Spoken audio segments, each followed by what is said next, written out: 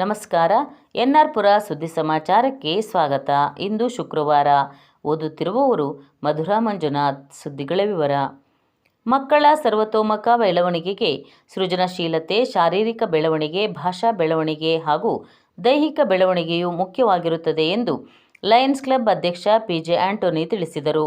ಅವರು ಗುರುವಾರ ಬಸ್ತಿಮಠದ ಜ್ವಾಲಾಮಾಲಿನಿ ಬಾಲಿಕಾ ಪ್ರೌಢಶಾಲೆಯಲ್ಲಿ ಮಕ್ಕಳ ದಿನಾಚರಣೆ ಅಂಗವಾಗಿ ಭಗವಾನ್ ಶ್ರೀ 1008 ಚಂದ್ರಪ್ರಭಾ ಚಾರಿಟಬಲ್ ಟ್ರಸ್ಟ್ ಸಿಂಹನಗದ್ದೆ ಬಸ್ತಿಮಠದ ಸಹಕಾರದೊಂದಿಗೆ ಲಯನ್ಸ್ ಕ್ಲಬ್, ರೋಟರಿ ಕ್ಲಬ್ ಅಧ್ಯಕ್ಷ ಕಣಿವೆ ವಿನಯ್ ಹಾಗೂ ಕನ್ನಡ ಸಾಹಿತ್ಯ ಪರಿಷತ್ ನಿಕಟಪೂರ್ವ ಅಧ್ಯಕ್ಷ ಎನ್.ಎಂ. ಕಾಂತರಾಜ್ ಅವರ ಪ್ರಾಯೋಜಕತ್ವದಲ್ಲಿ ಕನ್ನಡಪ್ರಭ ರಾಜ್ಯ ಚಿತ್ರಕಲಾ ಪರಿಷತ್ತು ತಾಲೂಕು ಮಟ್ಟದ ಪ್ರೌಢಶಾಲಾ ವಿದ್ಯಾರ್ಥಿಗಳಿಗಾಗಿ ಹಮ್ಮಿಕೊಂಡಿದ್ದ ಚಿತ್ರಕಲಾ ಸ್ಪರ್ಧೆ ಉದ್ಘಾಟಿಸಿ ಮಾತನಾಡಿದರು.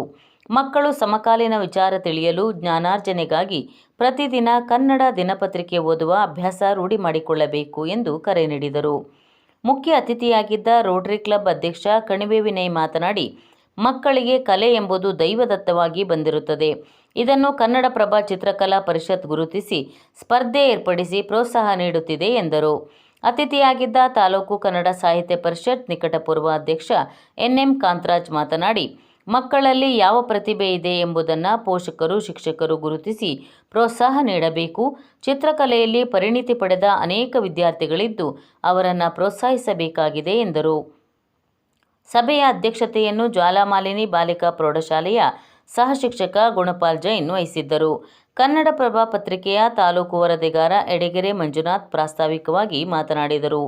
ಚಿತ್ರಕಲಾ ಸ್ಪರ್ಧೆಯಲ್ಲಿ 39 ಮಕ್ಕಳು ಭಾಗವಹಿಸಿದ್ದು, ಮುರಾರ್ಜಿ ದೇಸಾಯಿ ವಸತಿ ಶಾಲೆಯ ಕೆ. ವರುಣ್ ಪ್ರಥಮ ಸ್ಥಾನ, ಮೌಲಾನಾ ಆಜಾದ್ ಮಾಡೆಲ್ ಶಾಲೆಯ ಸ್ನೇಹ ದ್ವಿತೀಯ, ಜ್ವಾಲಾಮಾಲಿನಿ ಬಾಲಿಕಾ ಪ್ರೌಢಶಾಲೆಯ ಕೆ.ಜಿ. ರಶ್ಮಿ ತೃತೀಯ ಸ್ಥಾನ ಪಡೆದರು.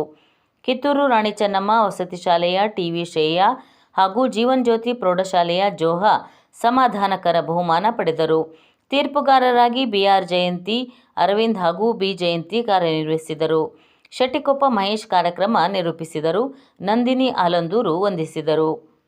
ಶಾರೀರಿಕವಾಗಿ ಅವರ ಬೆಳವಣಿಗೆಯನ್ನು ಪ್ರೋತ್ಸಾಹಿಸುವಂತ ರೀತಿಯಲ್ಲಿ ಕ್ರೀಡಾ ಚಟುವಟಿಕೆಗಳು, ದೈಹಿಕ ಬೆಳವಣಿಗೆಗೆ ಬೇಕಾದಂತ ದೈಹಿಕ ಸಾಮರ್ಥ್ಯವನ್ನು ಹೆಚ್ಚಿಸುವಂತ ವ್ಯಾಯಾಮಗಳು ಕೂಡ ಆಗಬೇಕಾಗುತ್ತೆ. ಅದೇ ರೀತಿಯಲ್ಲಿ ನಂತರ ಬಂದ್ರೆ ಅವರ ಭಾಷಾ ಬೆಳವಣಿಗೆ. ನಾವೆಲ್ಲ ಕನ್ನಡ ತಾಯಿಯ ಮಕ್ಕಳು. ಭಾಷಾ ಬೆಳವಣಿಗೆ ಆಗಬೇಕು ಅಂದ್ರೆ ಕನ್ನಡದಿಂದಲೇ ಸಾಧ್ಯ.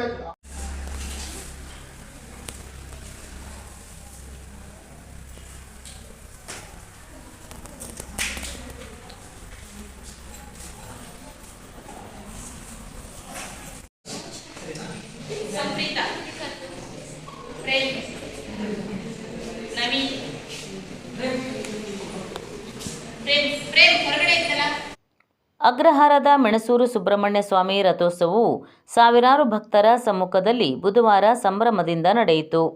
ತಹಶೀಲ್ದಾರ್ ಡಾ. ನೂರುಲ್ಲಾ ಹುದಾ ರಥೋತ್ಸವಕ್ಕೆ ಚಾಲನೆ ನೀಡಿದರು. ಶಾಸಕ ಟಿ.ಡಿ. ರಾಜೇಗೌಡ ಹಾಗೂ ಸಾವಿರಾರು ಭಕ್ತರು ರಥೋತ್ಸವ ಕಾರ್ಯಕ್ರಮದಲ್ಲಿ ಭಾಗವಹಿಸಿದ್ದರು.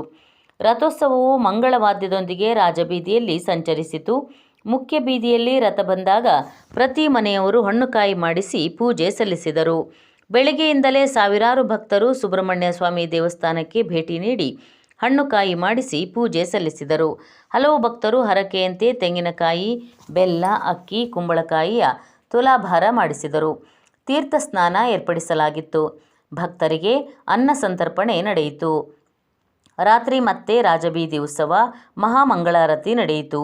ಇದೇ ಸಂದರ್ಭದಲ್ಲಿ ಸುಬ್ರಹ್ಮಣ್ಯ ಸ್ವಾಮಿ ದೇವಸ್ಥಾನದ ವತಿಯಿಂದ ಬಗುರುವಾನಿ ನಾಗರಾಜ್ ಹಾಗೂ ಕೋಡನಾಡು ಶಂಕರಪ್ಪನವರ ಸ್ಮರಣಾರ್ಥ ಕೆ. ನಾಗಭೂಷಣ್ ಅವರನ್ನು ಸನ್ಮಾನಿಸಲಾಯಿತು.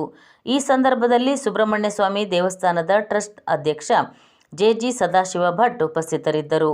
ಭಾಗ್ಯ ನಂಜುಂಡಸ್ವಾಮಿ ಕಾರ್ಯಕ್ರಮ ನಿರೂಪಿಸಿದರು.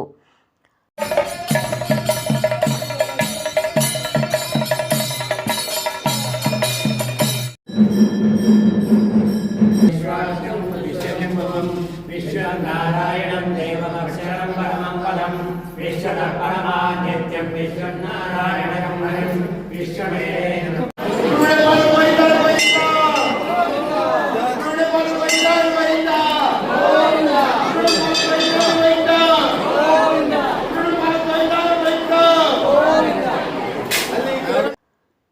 ಭಗವಾನ್ ಸತ್ಯಸಾಯಿ ಬಾಬಾ ಅವರು ಧಾರ್ಮಿಕ ಕಾರ್ಯಕ್ರಮದ ಜೊತೆಗೆ ಜನಸಾಮಾನ್ಯರಿಗೆ ಅನುಕೂಲವಾಗುವಂತೆ ಸಾಮಾಜಿಕ ಕಾರ್ಯ ಸಹ ಮಾಡಿದ್ದರು ಎಂದು ಮಡಬೂರು ಸರ್ಕಾರಿ ಶಾಲೆಯ ಎಸ್ಡಿಎಂಸಿ ಸದಸ್ಯ ಎಟಿ ಪ್ರಕಾಶ್ ತಿಳಿಸಿದರು.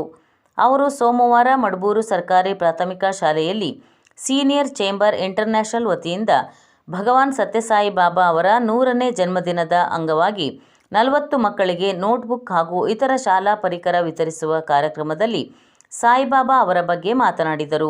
ಸಾಯಿಬಾಬಾ ಅವರು ತಮ್ಮ ತಂದೆ ತಾಯಿಗೆ 7ನೇ ಮಗುವಾಗಿ 1925ನೇ ನವೆಂಬರ್ 23ರಂದು ಜನಿಸಿದರು ಎಂದರು. ಅಧ್ಯಕ್ಷತೆ ವಹಿಸಿದ್ದ ಸೀನಿಯರ್ ಚೇಂಬರ್ ಇಂಟರ್ನ್ಯಾಷನಲ್ ಅಧ್ಯಕ್ಷ ಎಸ್ ಜಗದೀಶ್, ಸೀನಿಯರ್ ಚೇಂಬರ್ ಸದಸ್ಯ ಪಿಎಸ್ ವಿದ್ಯಾನಂದಕುಮಾರ್ ಮಾತನಾಡಿದರು. ಇದೇ ಸಂದರ್ಭದಲ್ಲಿ ಶಾಲೆಗೆ ನೋಟ್ಬುಕ್ ಹಾಗೂ ಇತರ ಪರಿಕರ ನೀಡಿದ ಎಚ್.ಟಿ. ಧನಂಜಯ ದಂಪತಿಗಳು ಹಾಗೂ ಉಪನ್ಯಾಸ ನೀಡಿದ ಎಟಿ ಪ್ರಕಾಶ್ ಅವರನ್ನು ಗೌರವಿಸಲಾಯಿತು. ಅತಿಥಿಗಳಾಗಿ ರೋಟರಿ ಕ್ಲಬ್ ಅಧ್ಯಕ್ಷ ಕಣಿವೆ ವಿನಯ್, ಸೀನಿಯರ್ ಚೇಂಬರ್ ಸದಸ್ಯರಾದ ರಾಜ್ಕುಮಾರ್, ಕೆಎನ್ ಸತೀಶ್, ಗ್ರಾಮ ಪಂಚಾಯಿತಿ ಸದಸ್ಯ ಎಚ್.ಸಿ. ಪ್ರವೀಣ್, ಗ್ರಾಮದ ಮುಖಂಡ ಕೆಡಿ ಕೃಷ್ಣಪ್ಪಗೌಡ, ಪಿಸಿಎಲ್ಡಿ ಬ್ಯಾಂಕಿನ ನಿರ್ದೇಶಕಿ ಕೆಸಿ ಭಾರತಿ, ಶಾಲಾ ಮುಖ್ಯೋಪಾಧ್ಯಾಯ ಬೇಟಿ ಪ್ರಕಾಶ್ ಮತ್ತಿತರರು ಇದ್ದರು. ನಂತರ ಸಾಯಿಬಾಬಾ ಅವರ ಭಜನೆ ಮಾಡಲಾಯಿತು. ದತ್ತ ಜಯಂತಿ ಅಂಗವಾಗಿ ನವೆಂಬರ್ 29ರ ಶನಿವಾರ ಬೆಳಗ್ಗೆ 10 ಗಂಟೆಗೆ ಪೇಟೆ ಆಂಜನೇಯ ಸ್ವಾಮಿ ದೇವಸ್ಥಾನದಲ್ಲಿ ದತ್ತ ಹೋಮ, ಸಾಮೂಹಿಕ ಸತ್ಯನಾರಾಯಣ ಪೂಜೆ ನಡೆಯಲಿದೆ ಎಂದು ಬಜರಂಗ ದಳದ ನಗರ ಸಂಯೋಜಕ ದರ್ಶನ್ ತಿಳಿಸಿದ್ದಾರೆ. ಅವರು ಪತ್ರಿಕಾ ಹೇಳಿಕೆ ನೀಡಿ ಅದೇ ದಿನ ಮಧ್ಯಾಹ್ನ 3 ಗಂಟೆಗೆ ಬಸ್ತಿ ಮಠದಲ್ಲಿ ಶ್ರೀ ಲಕ್ಷ್ಮೀಸೇನ ಭಟ್ಟಾರಕ ಸ್ವಾಮೀಜಿಗಳು ಶೋಭಾಯಾತ್ರೆಗೆ ಚಾಲನೆ ನೀಡಲಿದ್ದಾರೆ. ಶೋಭಾಯಾತ್ರೆಯು ಬಸ್ತಿ ಮಠದಿಂದ ಹೊರಟು ಪ್ರವಾಸಿ ಮಂದಿರ ತಲುಪಿ ಅಂತರ್ಘಟ್ಟಮ್ಮ ದೇವಸ್ಥಾನದ ಮಾರ್ಗವಾಗಿ ಕೊಟ್ಟೂರು ಬಸವೇಶ್ವರ ದೇವಸ್ಥಾನದ ಆವರಣಕ್ಕೆ ಬರಲಿದೆ. ಅಲ್ಲಿ ಸಂಜೆ 6 ಗಂಟೆಗೆ ಹಿಂದೂ ಸಮ್ಮಿಲನ ಕಾರ್ಯಕ್ರಮ ನಡೆಯಲಿದೆ. ಶ್ರೀರಾಮ ಸೇನೆ ಸಂಸ್ಥಾಪಕ ಹಾಗೂ ರಾಷ್ಟ್ರೀಯ ಅಧ್ಯಕ್ಷ ಪ್ರಮೋದ್ ಮುತಾಲಿಕ್ ದಿಕ್ಸೂಚಿ ಭಾಷಣ ಮಾಡಲಿದ್ದಾರೆ. ಸಭೆಯಲ್ಲಿ ವಿಶ್ವ ಹಿಂದೂ ಪರಿಷತ್ ಜಿಲ್ಲಾಧ್ಯಕ್ಷ ಕೆಪಿ ಸುರೇಶ್ ಕುಮಾರ್ ಹಾಗೂ ಇತರ ಮುಖಂಡರು ಭಾಗವಹಿಸಲಿದ್ದಾರೆ ಎಂದು ಅವರು ತಿಳಿಸಿದ್ದಾರೆ. ವಂದನೆಗಳು.